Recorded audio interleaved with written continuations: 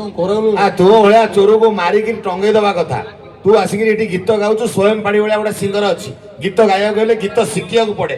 ସାରେଗାମା ପାଦାନିଶା କଠିନ ସାଧନା ବସ୍ତୁ। ମୁଁ କଣ ସାରେଗାମା ଜାଣିନି? ଶିଖିଛୁ? ହଁ। କଣ ଦେଖିଆ କହିଲୁ? ସରିଗାମା ମାମା ମାମା ମାମା ପଳେଇ ଆସିବ।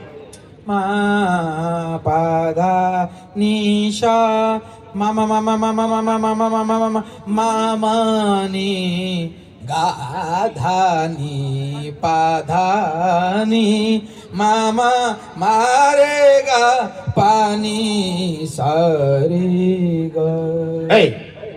ସିଧା ତ କହିବୁ ମାମାନି ଗାଧୁଆ ପାଧୁଆ କରନି, ପାଣି ସରିଗଲେ ବୋଉ ବାଡେଇବ।